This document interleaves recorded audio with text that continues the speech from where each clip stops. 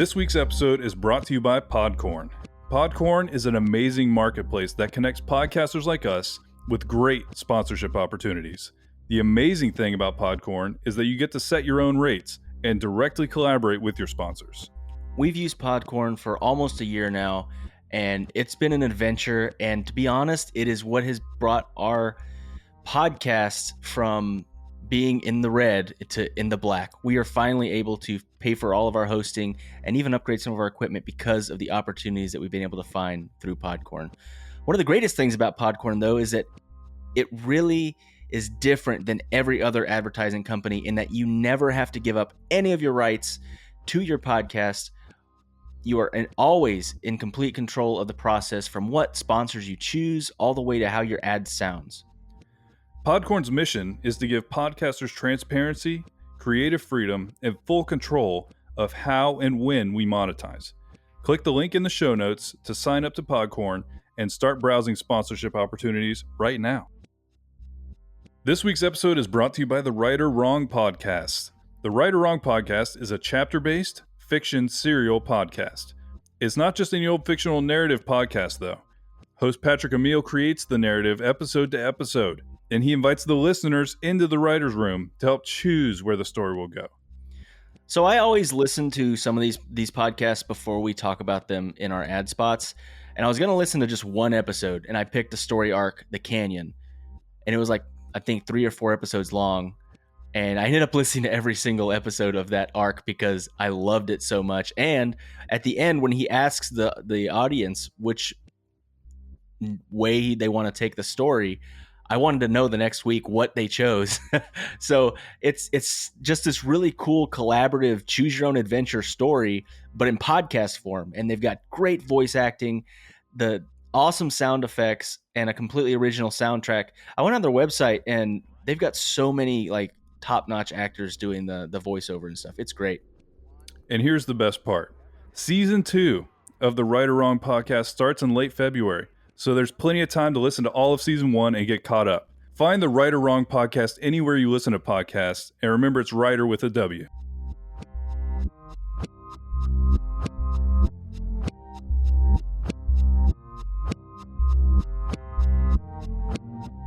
Discovery Houston, 20 seconds to LOS TDRS. Roger, nice to be in orbit. Welcome to the Podcast Discovery Show, the podcast that's about other podcasts, where every single week we have a book club style discussion about a podcast that we recommended at the end of last week. And at the end of this episode, we're going to have a brand new episode for you to listen to, and we're going to talk about that one next week. I'm Kirk. And I am Zach. And this week we're talking about a show called Underunderstood. And the specific episode we're talking about is about something that people probably saw a lot of fairly recently. I think they said it was July. It is called Closing the Loop on China's Mystery Seeds. So in general, what you might have heard of is that people are getting random seeds in the mail and they didn't order them. Or sometimes we did find out sometimes they did order them. It's an interest. Anyway, there's these seeds showing up on people's doorsteps, specifically from China. And the question is why? And are these like to be used? Are they not to be used? Is this some sort of weird eco-terrorism? What the heck is this?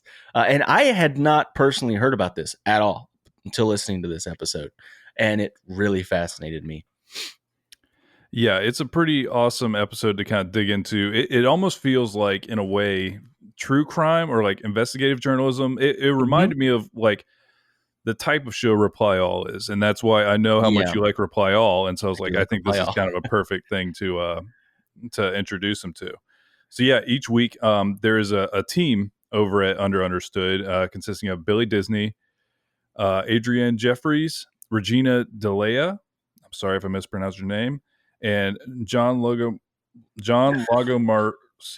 Lagomarcino. Did you hear how that one was pronounced? John Lagomarcino. I'm sorry. I don't think they said anybody's last names. In fact, they didn't even introduce themselves in that specific episode. I had to like go to their website to get everybody's names. They just dug in. They would refer to each other every now and then, be like Adrian or Billy or whatever. Yeah. But they didn't. really talk about their Sorry if names we very much. mispronounced your name. It was an unintentional But they've worked at a thing. bunch of pretty big media companies like The Verge, Vox Media, and a bunch of other ones that were fairly big media companies. So these guys and gals are in the know, and when it comes to investigative journalism kind of stuff. Yeah. And so apparently what happened is, was it Regina or Adrian that was like the one who was the lead on this? I think it was Adrian, but I could be wrong. Because, okay, what happened was she saw there was a tweet from Michigan's, I think it was their government that was like, It was like if you get our weird, Florida Department of Agriculture. It's like Yeah. Michigan Department of Agriculture, I think is what it was. and they basically just said, if you get weird seeds in the mail, please don't plant those weird seeds in the ground. Get rid of them. And they had this whole list of the ridiculous stuff you were supposed to do to get rid of them. Because if you got them, you're supposed to put them in like a Ziploc and like make it airtight and then throw it away. Don't compost it. If you planted them anywhere, they had this whole list of how to sanitize whatever you put them in and to dispose of even the dirt that was around them if you planted them in the ground. And so it became this whole like thing. Like there's these seeds happening to people. Seeds are just showing up in your mailbox. If you get them, don't like use them, send them to us. And so she heard this and she's like, what is happening here? And then she started digging into how common is this and why is this happening? Because it became like, I didn't like dig into it back then. You know, it was just, I heard that people were getting weird seeds and that everybody was freaking out about it. And then as I was listening to this episode, I was wondering if a lot of that had to do with, I think it was, they were saying it was like right midsummer. So it was kind of the peak of people freaking out about COVID, Mhm. Yeah. where like we had already started like the shutdowns and everything like that. We weren't really sure what was happening kind of at that time when the shutdowns were happening. We're like, oh, this is starting to be a thing. But then there was like some fear and like the supply chain started getting messed up at grocery stores. And everybody bought 6,000 rolls of toilet paper in case they needed to make a raft out of it. And so there was a lot of like fear and weirdness going on at the time. And I think that's partially why this even is a story. So I feel like there's like a lot of weird cultural context to this even being a thing, because I'm sure people get random misshipped items from Amazon all the time. Yes. But this became a thing. And apparently it wasn't just happening here in the US. It was happening in Canada, it was happening in Europe, and it was happening in Australia. And so all these people are getting these bags of mystery seeds. But there was just this mystery of like, why are they getting it? And that's kind of what they were trying to dig up and try to find out what the answer to that was. Because what's weird, and there was multiple theories, some of the people who got seeds from China had ordered seeds. Yeah. But they had like took forever to get them, and then all of a sudden they showed up. And of course they freaked out when they were from China, which, like you just said, I think there's some cultural context to that in the moment where before, literally a year ago, no one would have given a crap if they were from China, probably. Yeah. But because of what was going on, it became like this big deal.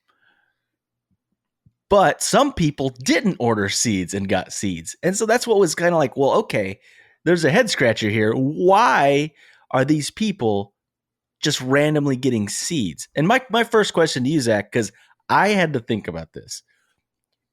Would you plant, if you got a bag of seeds, would you plant any of them? Okay. Knowing what I know now, I would do this differently. I feel like, yes, I would plant them, but we know how to do it in a controlled environment. You know what I mean? Like, I do also understand the issue of invasive stuff. You know, I do get that. And so I wouldn't just like go Johnny Appleseed, like slinging it around on the side of the road, but I would like the mystery of that is so awesome. You know, I know. Like, you get like a packet of seeds. You're like, what is this? And then you can just plant it and find out. You know, I mean, what if they're magic seeds, dude? What if there's a giant beanstalk and you can like? I'd be really surprised if they just sent me a giant magical beanstalk for free. But yeah, no, I would be very tempted, and it would be very difficult for me to like their advice of like, if you get seeds, don't do anything with them, throw them away. It'd be like, I want to plant them a little bit. I would really want to plant them like in a little pot near a window inside, so it's not like, I don't know. I would, the mystery, man. I'd want to know what kind of seeds they were. Yeah, that's what would get me too. And I'm just trying to be honest. Like, yeah, I know you shouldn't, and I know it's a bad idea. Yes, I agree. Because it's probably not the best thing. But I would be so curious if it just randomly showed up, and so I would probably want to do it. But then they start talking. One of my favorite parts of this episode, it's really funny the whole time, which is always a great kind of thing. But they start reading some of the emails or like the complaint forms, because both her and somebody who was working for, what was that other company? It's like Motherboard. It was Motherboard. Yes. It was, what is it? Is it Vice's tech side? I can't remember what the distinction was. I don't remember. Motherboard is associated with another publication, but two people, somebody she had formerly worked with, and they'd done collaborative stuff with since then, were both looking for this. And so they did a Freedom of Information Act request, I think. And they basically said, what's going on here? We want to see like the stuff here. And so they were tracking down more information on what all was happening, because she wanted to understand why it was happening. She wanted to understand how expansive it was. So she started reading some of the emails, and then you start to get to some of this weird like cultural stuff that's happening, because some people were like, okay, my garden center closed because of COVID, and I had to order seeds online, but then I got them and they had Chinese letters on them. And if I would have known it was from China, I wouldn't want it. And so there was that category. There was one category of people who were just like, I didn't order seeds, but I got seeds, and they were in an earring bag. You know what I mean? There was that category of just randomness. And then there was also some people who, like Kirk and I, have now divulged.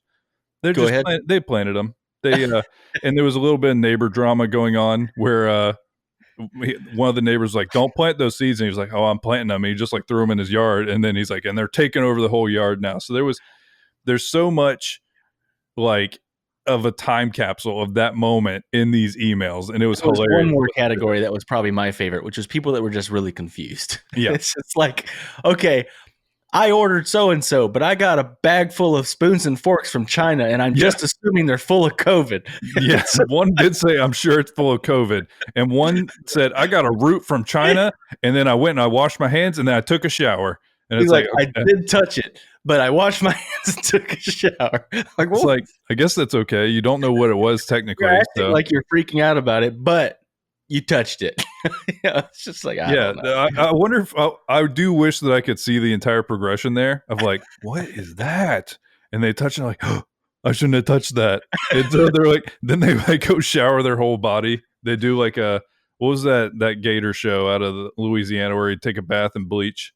I don't remember that. I remember the show, but I don't remember. Yeah, he would definitely put he would dilute some bleach in his name bathtub. of that show was Swamp Buddies, right? Yeah, or Swamp Buddies? It wasn't Swamp Buddies. Swamp Boys? Swamp People. Swamp People. But yeah, no, there was a lot of hilarious emails that were received. People did end up sending in their seeds. But the thing is, because this took off in like a social media way, people start getting freaked out about it. Mm-hmm. They start saying that it was China doing eco-terrorism, but which, I mean, first of all, it's like social engineering. It's like most effective hacks are done because they find one person and make them do something that like compromises the system. So this is essentially that, where Kirk and I have just revealed that if someone were to send us some kind of like deadly plant that would kill everyone, we would have planted it. We would have ruined the country. We'd be the first ones dead. And so they start thinking that, was it that, or was it essentially what they call it, brushing? That was one of the theories from the very beginning. It's one of the first things they say in the episode is it sounds like brushing. And I had never thought about this. I hadn't really like put this together. I knew that, okay, basically what brushing is buying reviews for your Amazon seller page. Yep. And I think all of us know at this point how important those reviews are, because I felt personally attacked when she talked about it. I always read reviews, but I never leave them. So it's true. I'm the same way. And I feel like there is like a skill set in being able to read reviews, because I also know that they do like trades where they'll send you the product if you will just leave a review. So I thought that's what it was. But I think brushing is the scammier side of this. So if I understand it correctly, and I need you to maybe explain it because they explained it twice and I still didn't get it. This company would make a fake order, right? Mm-hmm. But they would have to send it, and it had to go through Amazon. So it had to weigh about what their product would weigh and go through the whole supply chain to get to somewhere. No, and this was not Amazon fulfilled. So the Right. brushing, you can't do it through Amazon fulfilled because that's literally in an Amazon warehouse somewhere. And so they would catch you immediately. This is from, okay, when you click on like an Amazon thing and it says not available, like it doesn't say not available, but it doesn't say like Amazon fulfilled. You click on another merchant. That means there's some other person who has a warehouse and ships, but just lists it on Amazon. And with that, they don't have to weigh it. They don't have to do anything besides that. They probably have to show a postage, like the label that prints out for shipping. And that's it. So what they do is they go through and they just send whatever, wherever. My only question that I had is like, can't they just pretend that they sent it? Why does it actually have to be sent? I'm wondering how far they check on it. You know what I mean? Because, okay, printing label's one thing, but sending a label could be it. You know what I mean? Because when you first like ship something, somebody scans it. And so that might be the point where they know that you shipped it. Where printing labels could just be very easily like, oh, we printed 4,000 labels. We shipped 4,000 things. And maybe they went to the next step of we check it based on the scan from the first person sending it. You know what I mean? So they have to send something. And what they do is you can literally buy this. You can buy this service where people will do it. It's very not just illegal because it is illegal, but it's also like completely against Amazon's policies, and you can like get kicked off the platform immediately. But it's still something that a lot of these Chinese companies do. And I did not know how big China was with like e-commerce. Also, I didn't know that they didn't use Amazon at all. Like apparently I didn't it's either. very low on the list of what anybody in China uses. Yeah, they're all using like a local one, like local versions of e-commerce. So in like specific to China e-commerce platforms. So very interesting. They talked about the Shenzhen area in China and like how it's like 90% just e-commerce businesses, like companies that are making stuff to sell on Amazon. Like even like the billboards and stuff are like for iPhone screws they were talking about. They said on like one train stop in there, you could literally see ads for like a screw that's for making iPods or iPhones. And so it's that specific. People are that intense about it. And they said 45% of the sellers on Amazon are from China, like are for Chinese companies, specifically probably from around this area. That's nuts. 45%. Especially considering they don't buy anything from Amazon. Like it's literally just them for us. It's just an export vehicle. Yep. But yeah, it's all crazy. So that was one of the theories. And then they continue kind of taking you down this path. And that's what really reminded me of Reply All is the story of how they reveal this whole situation and how they reveal the new information they get is awesome. The whole time we were listening to this, we were both just like, oh, what? And so it just keeps going and you keep finding out more and more. So she got in touch with the USDA and they found out what kind of seeds were being sent. And it was nothing. It was plants. It was just random plants. They didn't find anything that was like nothing particularly invasive or in any way damaging to. Not even anything cool, man. I hope it was like a, I don't know, bonsai tree or something like special from China. It was like freaking mustard and cabbage and morning glory and mint. Come on. It's boring. Yeah, I mean, I would be slightly disappointed, but then also not if I planted my mystery seeds and I just got like mint. Yeah, I guess. It's okay. But yeah, no, they basically didn't find anything crazy with it. It wasn't some kind of eco-terrorism. It was nothing like that.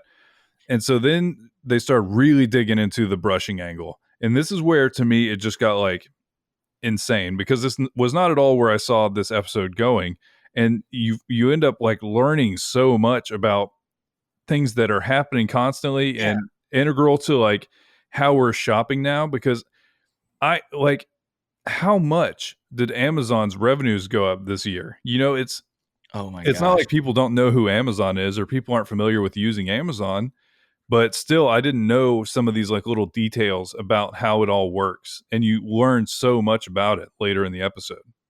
So yeah, basically, Amazon's made a ton of money. It was amazing to learn all this like background information on it, but then you find out she starts calling really, really specific people. So people with very specific skill sets to setting up Amazon e-commerce in China, and Yeah, like specialists in the field. yeah, very, very specific interest. And the first guy she talks to was an American that would work over there, and he said, "Oh, it's probably brushing. It's probably some random doofus started sending out seeds. He's like, these things are light. We could just send these." And so they probably just did that. And in the end, she starts talking. She went and she like the amount of detail and the amount of work that she put into like getting this story is serious, because she starts going to forums that are specific to Chinese e-commerce sellers, and they have all these things about like how to do brushing and everything like that, and like companies that do this, because like Kirk said, this isn't something that's accepted. It's actually very not. So you can't get caught doing it. But she ends up finding someone who literally works for one of these brushing companies. Yeah. And he's like, "Oh yeah, that's brushing. It's definitely, that's what that was." Is they started sending the seeds, and the only reason that they stopped was because it was starting to be a problem. They got too much heat on the whole thing, and they're like, "Oh, this is really bad." They think we're trying to like kill them. This stop with the seeds. Just stop with the seeds. And so that's the only reason that it stopped. But it did. It did stop. Why don't they use like rice or something? You know, like it's a similar thing, or like beans. Beans wouldn't be bad. No, but I'm sure they were just like, all right, we just need to back off this for a little bit. We need to just let everything settle down. Easy to like get a specific weight from something like that. I don't know. But yeah, no, she ends up the ideas. Yeah, they end up kind of digging into this whole crazy thing that became this weird moment in time where everybody was freaking out, and it was literally just trying to buy Amazon reviews is all it was. But with that, granted, I know that we've admitted that we would probably plant these seeds, and that's probably not the best thing. It's not. Don't plant the seeds if you get them, everybody. Seeds, guys. There's actually some very important and really bad stuff that could happen if you were to plant seeds like this. Not specifically that, but there's definitely some invasive species that have in the past really devastated some agricultural stuff here in the US. But yeah, in around 2006, the US did get a invasive species in the form of a pest, specifically a small, like almost like an aphid looking bug. It was called the Asian citrus psyllid. And I used to work in agriculture, and specifically in citrus, and I know how much this thing like had literally devastated the United States citrus industry. That one little bug, and I don't think there's a good consensus on where it, like how it got here. We know where it came from. It did come from Asia, but we don't know how it got here. No, it could be anything. Yeah, it could have been anything. I think the first time it was found was like in somebody's backyard in like South Florida. And then eventually it got into all the way to California, and both places, which are the main places that the citrus from the US is grown, have been devastated by this disease, which this bug causes, which is called citrus greening. It basically will make the tree, it ties up the tree's vascular system where it can't like move the sap through the plant into the leaves, into the fruit. So in a matter of like 3 to 5 years, the plant will die, which citrus trees will last like 20, 30 years. So if you have a tree that's going to only last 3 years, 5 years, it's ridiculous. It's horrible. Plus, in that time, it will produce less and less fruit, and some of it's not marketable because it doesn't taste good. It basically doesn't ripen. That's why it's citrus greening. The fruit like remains green. And I saw an article that talked about how much damage it had done. And I think that article was written like in 2011, and it had done almost $2 billion worth of damage in Florida alone.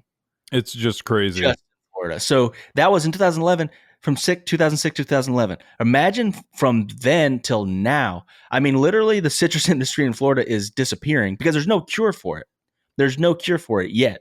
Yeah, no, everybody's working on it. Like everybody is trying to find USDA. Everybody's trying to find the cure. All these scientists are like rushing so hard. All these giant companies are trying to find the cure, but they haven't found one yet. Mm-hmm. And it's just like, I don't know. It's terrifying, and all from this tiny little bug that has a bacteria. Specifically, it has a bacteria on its like little grabbers, and the grabbers inject the bacteria into the plant. Like it's not even like the bug is doing anything bad as much as the bacteria that is naturally occurring on these bugs. Yeah, it's crazy, and it's like devastated citrus. Luckily, I don't think it's really hit South America as far as I know, like Brazil and stuff, where we get a lot of our other citrus imported. But I mean, you're probably not going to see very many fruits of like citrus when it comes to, oranges or grapefruits or even some little tangerines. Probably not going to see that many of them from the US anymore because of this little bitty baby bug. And that's the danger, and that's the fear that the USDA has with something like this. There's been less cases than that. I mean, less severe cases than this, like with invasive species of plants and things like that. Sure. Thrive in an ecosystem that they weren't normally in. But yeah, same thing. I definitely get why they were about the monkeys in Silver Springs. I mean, and you don't want to know about those monkeys. They all have herpes. They all have herpes, and they're going crazy now. Yeah, no, I definitely don't think they overreacted to the threat of like potentially an invasive species, because they just take off. They take off in a way that you can never anticipate. And so I mean, I'm glad somebody's out there being concerned about that, because it happens all the time. Yeah. So I think I changed my mind. I don't think I would plant the seeds anymore. I talked myself out of it. I would. It would be in a very controlled environment. I do it in my bathtub. No, but overall, it's a great show. If you are into like shows like Reply All and things where you learn a ton of stuff and it feels like an investigation and you're like unfolding this whole story, it's a really, really great one. They have all kinds of different topics. It's not like agriculture specific, but they will literally just break into these random stories that are so interesting. So I cannot recommend this show more. Hope everybody checks it out. Yeah, no, it's a great show, and it's funny. You're learning something, and I really liked the hosts as well. So I guess that brings us to this week's recommendation. I have one that I've listened to so many episodes of this show, but it's kind of more my taste. But I found a specific episode that I think that we can listen to and talk about that everyone will like. The name of the show is called Startup, and it's by Gimlet. And the first 2 seasons were specifically about the starting of the company Gimlet, which is a podcast company, for those that don't know. And it has a bunch of different podcasts, including Reply All. But they pivoted from just talking about the starting of that company to the starting of a lot of other startups. And in, I think, season 3, they kind of focused on a few small stories rather than like a whole series on, a whole, a whole season. They didn't do a whole season on every single one of these. They did like maybe 2 or 3 episodes. And the one I want to talk about is Twitch in particular, because we're live streaming on Twitch right now. And, Twitch has been acquired by Amazon, and it's a crazy story. It's a crazy story how it started. It's a crazy story how many times it almost failed. How it didn't fail. Like, there's no reason that Twitch should exist right now. And if you listen to this, you'll understand what I mean. And you'll also be like, man, if these guys can do it, I think I could do it. So it's an interesting story. It's I think they're about 40 minutes each. So it's not too bad. That'll be perfect. So it'll be Twitch 1 and Twitch 2. I think it's season 3. It's literally titled Twitch episode 1, and then there's like a little talking about it, and then Twitch 2. There's a 2-part episode on Twitch, and that's Startup from Gimlet. Sounds good. And remember, there's always more to discover.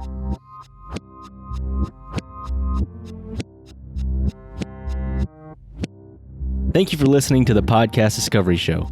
We would love for you to get in touch. We have a Facebook group called the Podcast Discovery Club, and our Twitter is @thepdsofficial. We also record the show live every Friday night at 8 o'clock on Twitch. We would love for you to be part of the show while we're recording it. If you want to support the show, we have a number of ways you can do that. From our Patreon to our affiliate links, they're always linked in the show notes. In the end, you support the show just by listening, and it means the world to us. So thank you so much for being a part of our journey. This was a podcast from the Podfix Network. You can check out more shows like it at podfixnetwork.com.